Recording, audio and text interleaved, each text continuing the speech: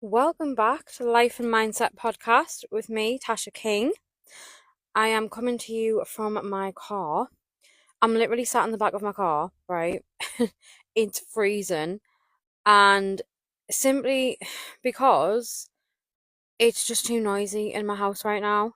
I've literally tried to record this episode, and you've got just the noise of the TV from downstairs, and then you've also got the dog just barking because that's what he does. He's a very yappy dog.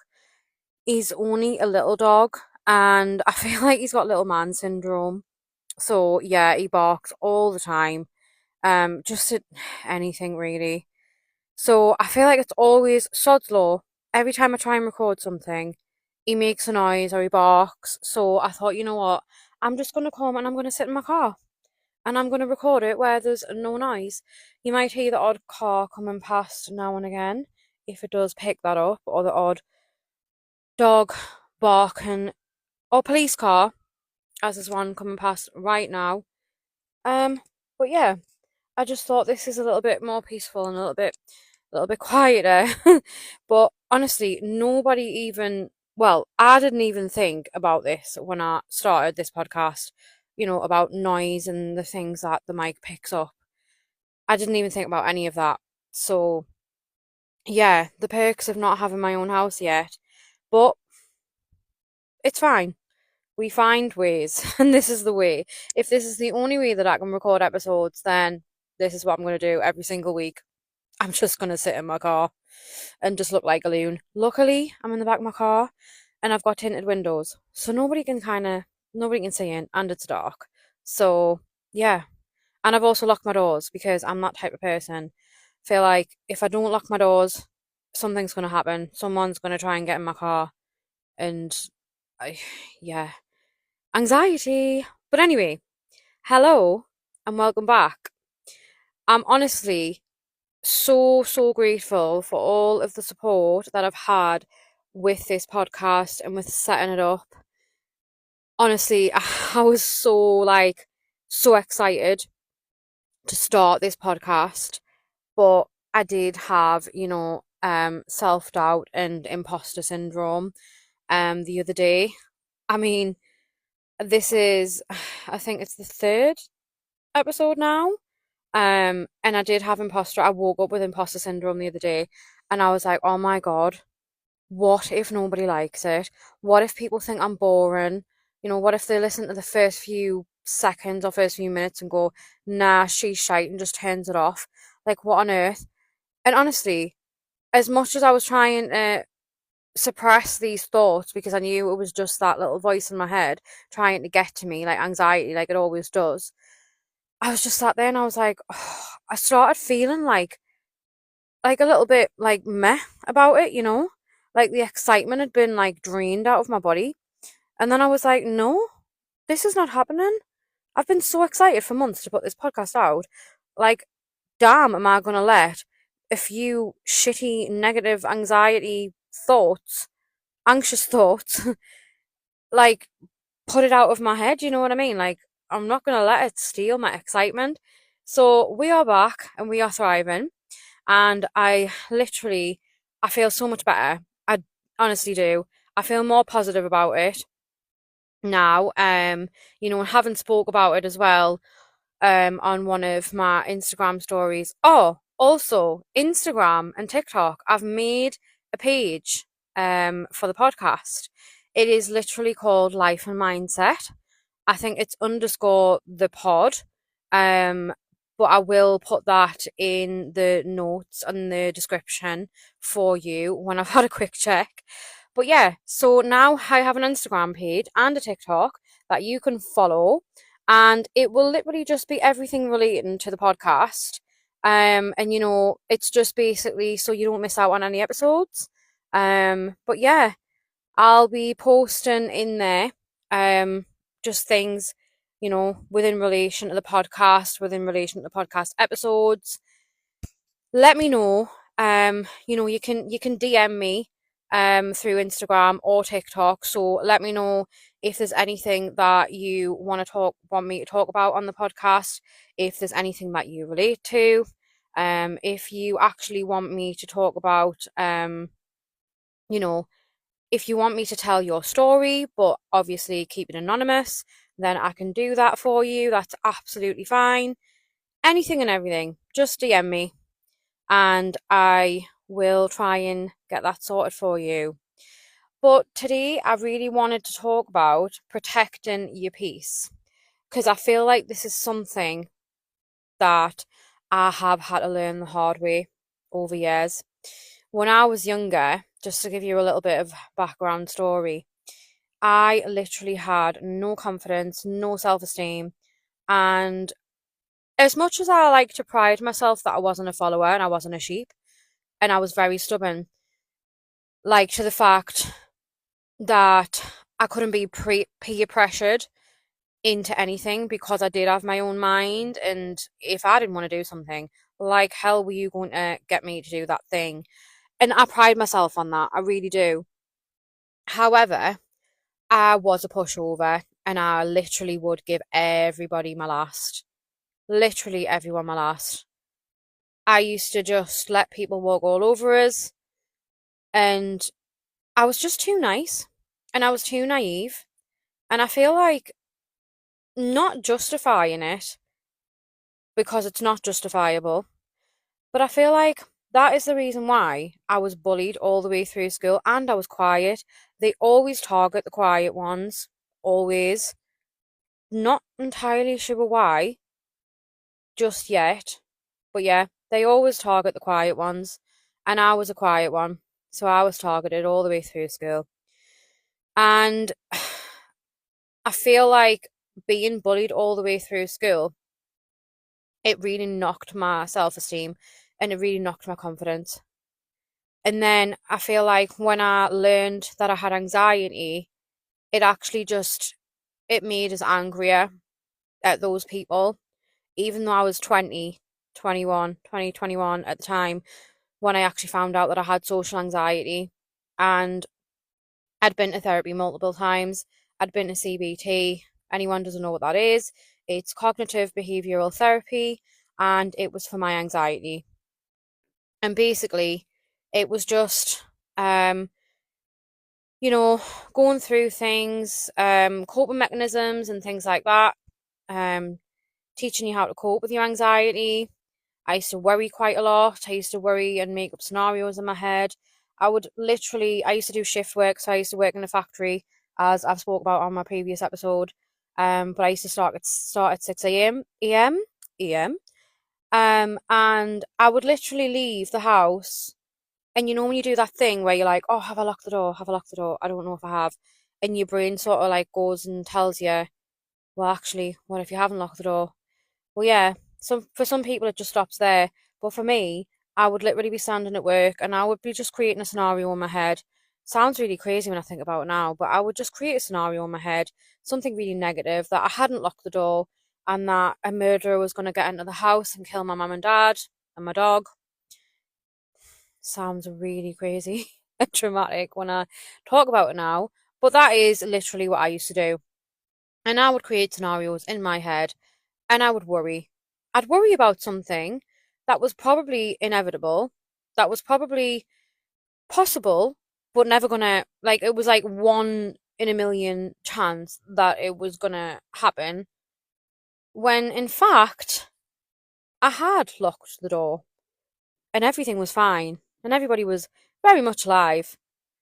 So, yeah, I used to create these scenarios and I used to create worry for myself. So yeah, that is why I went to CBT. And CBT was quite helpful. The therapist actually taught me coping mechanisms for when I'm worrying. It's something called worry time. And basically, what you do is when you have time throughout the day, whether it's 5 or 10 minutes, you sit and you write those worries down in your head, like on a piece of paper. And then oh sorry, I think it was you write them down and then when you've got time, you go through the list and then you kind of pick which ones are actually like, likely to happen, and possibly possibilities are the ones you've wrote down, what you've been worrying about. the major scenarios you've been coming up with in your head, they are, you know, likely, they are unlikely to happen. And you just create an anxiety for yourself for absolutely no reason. But yeah, so those things like that I used to do, like my whole like social anxiety, I was so angry because I blamed it on those bullies at school. And even though we were grown up now, I really did hate them for it. And my mum used to tell me, well, they were just kids then, they're grown up now. They probably don't even think about it now. And like, I think when you are, say, 14, 15, okay, yes, you're still a child, but you know what's right and what's wrong. And by that point at 20, I still hadn't learned the concept of that hurt people hurt people. People that have insecurities hurt other people because of their own insecurities. Like, it's not when somebody hurts you or bullies you or is mean to you, it isn't about you. It's about them, and it's their problem, not yours. Although it hurts you, and it's very hard not to be angry at that person, because rightfully so, it's like someone just picks you out of a bunch and starts being mean to you for no reason. You haven't even said a word to them. Like, I would literally not even look at these people because I hated confrontation for a start. And I simply just, I was sick of going to school every day and feeling like the freak. And that's exactly how they made you feel. I mean, these people, they were like, I don't know what you want to call it, the popular people of the bunch. But when I look like when I look back, they're not popular at all. Like, how can you be popular? Like, how can you be popular for being a bitch or being a bad person? Like, being horrible and bullying somebody else for, you know, the fact that you've got your own shit or your own problems or your own insecurities, or whether it was jealousy, who knows? We'll never know. But I feel like I was so angry and I couldn't let go. I could not let go of the past. And the reason I couldn't let go is because I thought to myself, you are the reason why I have this. You're the reason I have anxiety. I never had this before.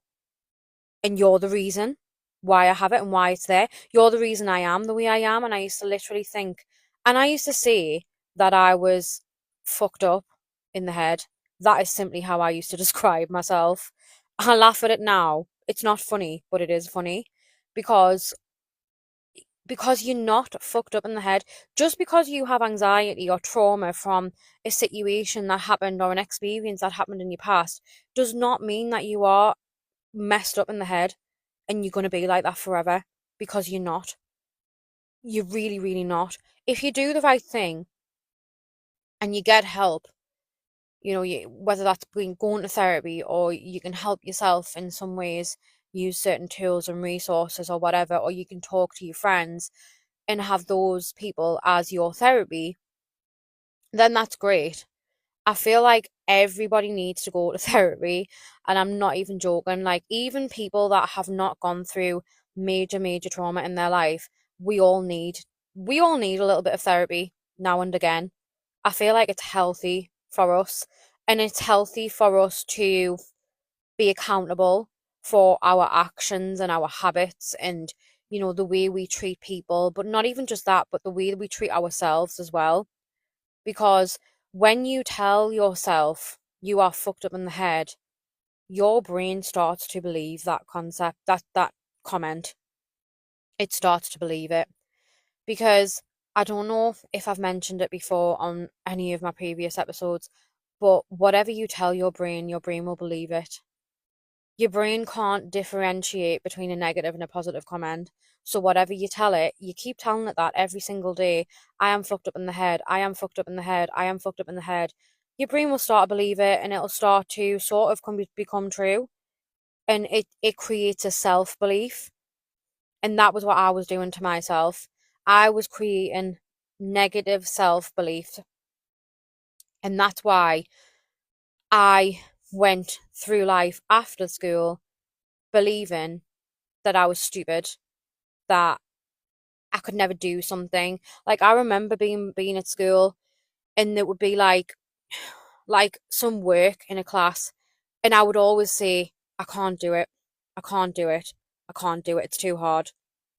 And it's like back then I didn't have this mindset, the mindset that I do now. God, I wish I had, because things could have probably been a lot different. But then again, never regret, never regret it, never regret your experiences, never wish them away, because they happened for a reason and they made you the person that you are today. And that's what I absolutely live by right now. I live by that. As much as those experiences were shitty, they have taught me a lot. And, maybe if I didn't have anxiety and depression, then I wouldn't have gone through this whole journey of personal development and I wouldn't have healed myself, and I don't know who I would be today, but I'm really happy with the person that I am today. And honestly, I'm so proud of that. I'm so proud that I can sit there and say that, because I honestly, I used to be horrible. I used to be really mean to myself, and I've learned, you know, I've learned that I've learned that you can't, like I've just said, your brain can't differentiate between negative and positive. So whatever you tell it, it believes it. And I feel like you also manifest it too, you know?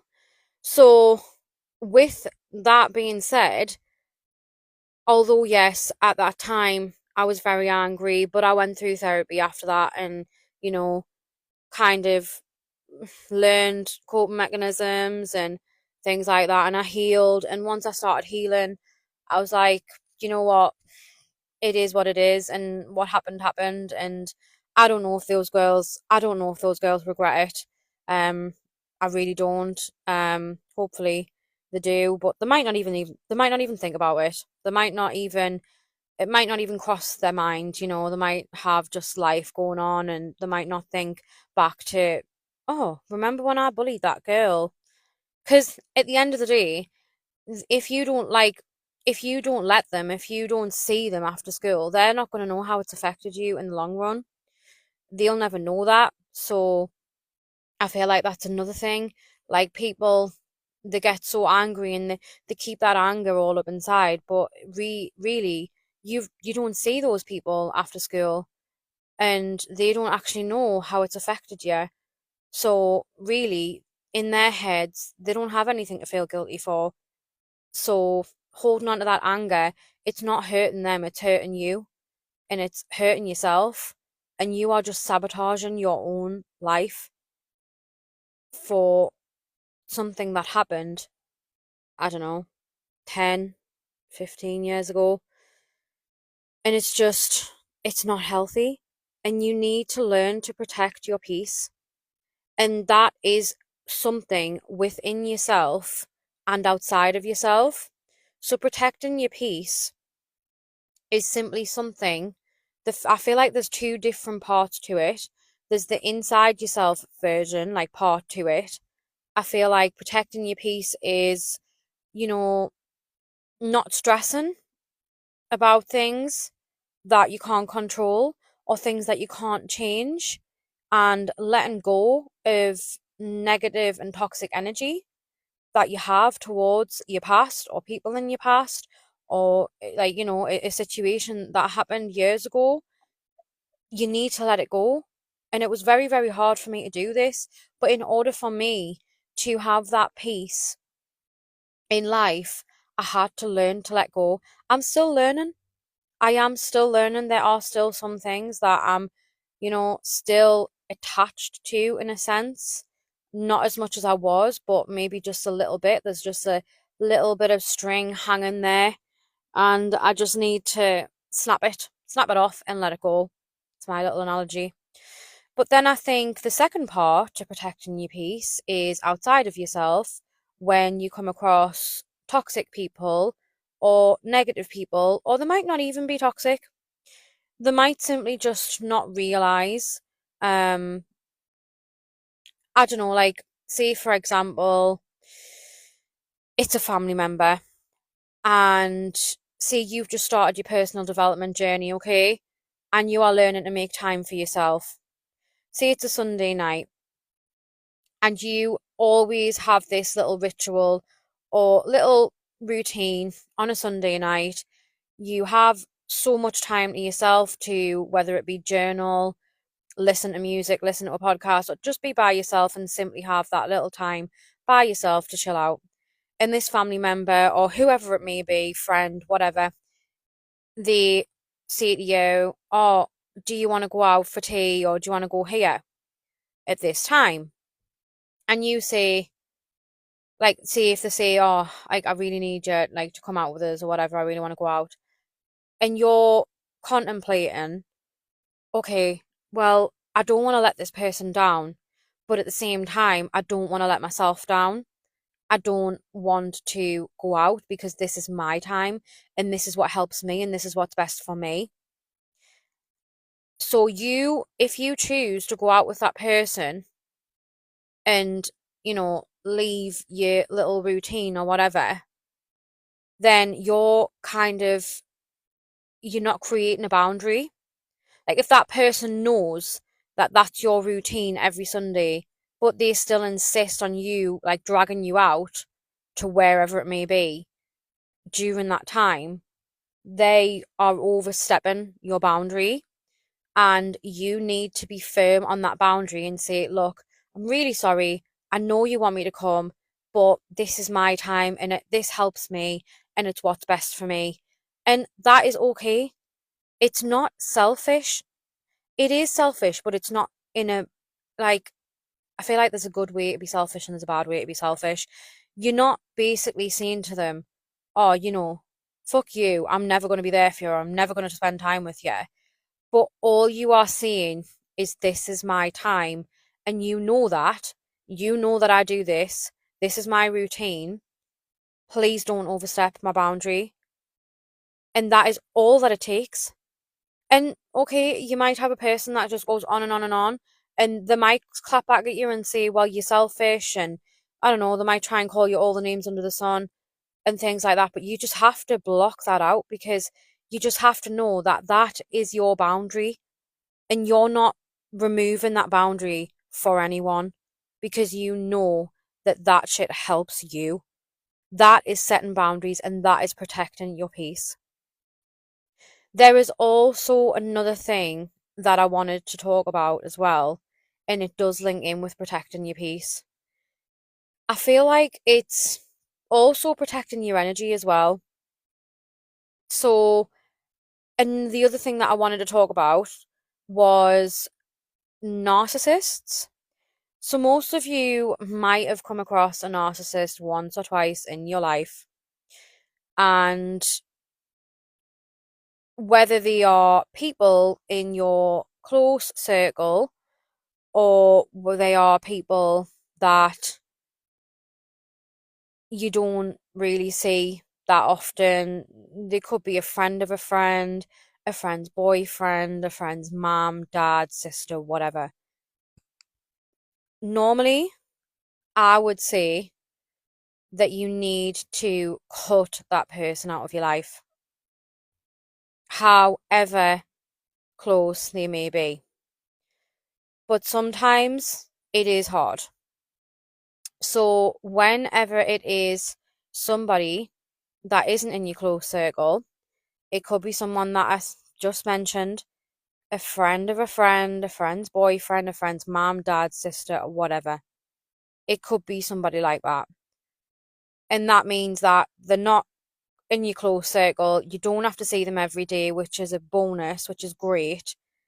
But they do affect you because you are friends with that person that have that narcissist in their life. And your relationship with that friend is so good and the bond is so unbreakable. And you feel like the only way that you could get the narcissist out of your life is if you weren't friends with that person anymore. And that's something that you're just not willing to let happen. You're just not. not at the hands of this narcissist that they choose to put up with. But it can be really difficult. It can be really difficult because the person that has that relationship with that narcissist, whether it be a friend, family member, or whatever, it's really, really hard to get them to cut ties with that person. And it's almost sometimes like they can see the manipulation, they can see what they do, or they saw it in the beginning, but they chose to carry on with that relationship because they also see the good parts in that person. And honestly, that is simply what a narcissist does. So, a narcissist will cause an argument with you, and then when you react to their bad behavior, they act like the victim. They literally act like the victim. They'll say something to you that they deem as a compliment, or I don't know. They'll say something to you that'll have, and whatever they say, it'll be like an insult towards you, towards your personality, or it could be an insult towards something that you like doing, a hobby. And then when you react to their insult, they'll turn around and say, "Whoa, why are you being like that? Like, why are you reacting like that? I was only giving my opinion, or I was only giving you friendly criticism, or I was only trying to help you." It's like, no, you're not trying to help me. You're trying to get under my skin and you're trying to wind me up. And you wanted this reaction so that you could act like the victim, so that everybody around you could go, actually, you're not the psycho, they are. And that's exactly how they get you. They manipulate you. They also gaslight you, or try, in my experience. I've already experienced a narcissist. I was already manipulated for 25 years of my life. That's another story that I will go into in another episode. I've already been through all of that and I already know the signs of a narcissist. So now, whenever I come across someone that is narcissistic and they do try to manipulate me, I'm like, okay, pull the other one. I've been down this road before. It is sometimes very easy for them to get into your head, not gonna lie. As much as I've toughened my mindset against narcissists in general, there are a lot of different types of narcissists as well. I feel like there's different levels. Like, some of them might not be top level. Some of them might be on a different end of the spectrum to the other, if you know what I mean. Some of them might only have those traits and they might not use those tactics every single day.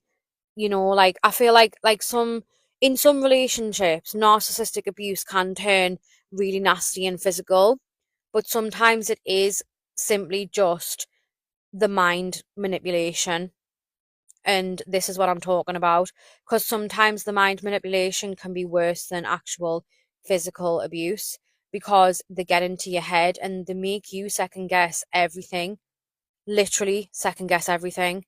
So they could literally gaslight you into thinking that you're the psycho and not them, even though it was them that started the argument in the first place. Like, they start an argument, and then you could get so angry at them and for what they've just said that you react to them and you maybe call them like a name or something, and then they turn around and act upset and say, "Oh my God, I can't believe you've just called me that." And then it becomes about you. It becomes about what you've just said and not the initial reason why you were arguing in the first place, because they started it. And that is gaslighting. So if you've got someone in your life that is in a relationship like that, like I say, whether it's a friend or family member, it is really hard because you can't cut them off without cutting that other person off. And you're like, I don't want to cut this other person off because it's not it isn't really their fault, even though they're staying with that person. But it's really, really difficult because you're not in that situation. You can see it from the outside and you know what's going on. And it's what's even harder, I think, as well, is when they turn around to you and say, well, actually, they have been really, really nice lately, and they've done this for me and they've done that for me, you know, all these little things.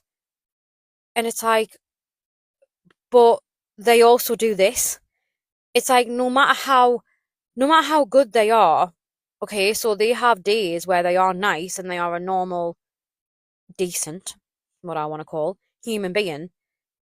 The narcissistic manipulation and gaslighting and wind ups outweigh all of the good stuff. And that's what you've got to think.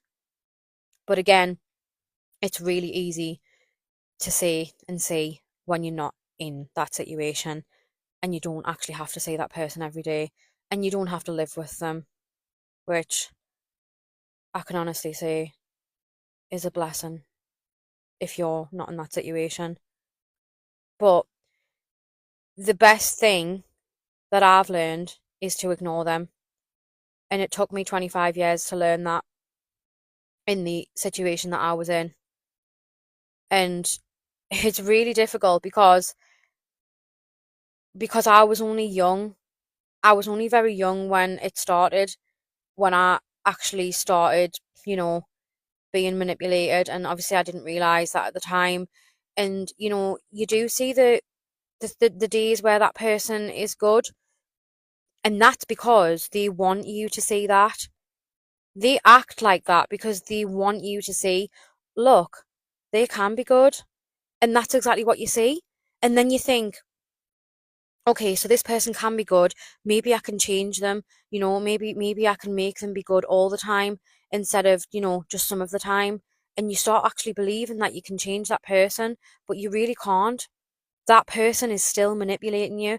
Even if they wake up on a certain day and they are nice to you all day, they're still manipulating you. They know what they're doing. And this is what you don't understand, and this is what you can't get your head around until you are out of that situation and you look back on it and you see it for what it really is, and you see all of the manipulation, and you kick yourself because you're like, how did I not see that? And that's because that person was brainwashing you, almost brainwashing you into believing that they could change and they could be a good person.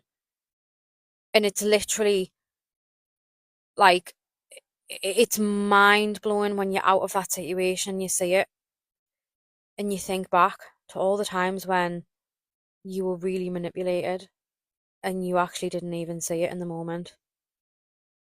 But the good thing is, when you come out of it and you're out of it, it's the best. It's the best feeling ever. When you cut that person off, oh my God, the relief, the peace that comes with it, the freedom. Honestly, it's awesome. It is awesome. But again, I just wanted to give you that little tip that the best way to deal with narcissists, especially if it's somebody that's not in your close circle, is to ignore them. Ignore all of their tactics. If they try and wind you up, I don't know, let's just say they've got your phone number in the messenger, or if you see them when you go and see your friend or whoever, and they try and wind you up, you just have to ignore them because they will just simply go on and on and on. And don't think that you can have a debate with them and win an argument with them, because you really, really can't. Because honestly, they are that stupid. Well, they're not stupid, but they are stupid. So they're very smart in the fact of the tactics that they use to manipulate you. But in another sense, they are really stupid because they believe that the world revolves around them in their head, and they are always right, and they believe that you should listen to everything that they say sometimes. And when you don't listen to everything that they say, oh my God, it is like World War III. It's like you've committed a crime. Why are you not listening to what I say? Why are you not taking my advice? Well, because I don't want to. I have my own opinions. I have my own preferences. Like, literally, when you give someone your opinion or advice, all right, well, I think this, and I think that it would be best if you did this.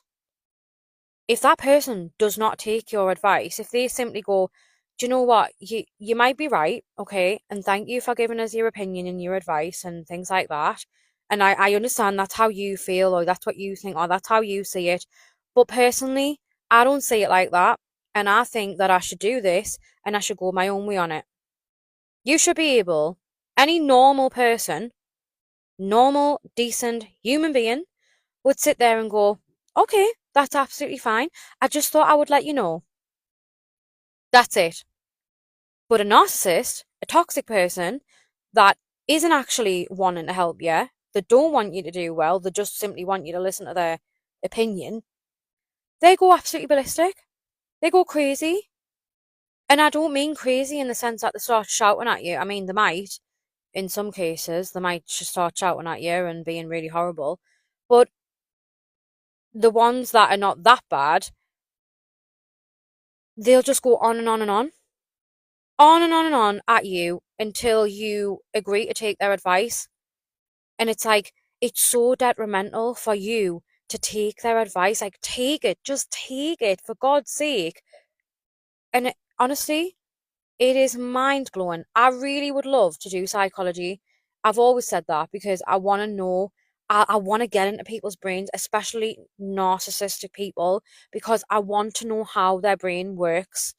Like, if I could just live a day in a narcissist's brain just to simply understand, like, why the fuck you think that it's okay to do all of this shit, I would love to know.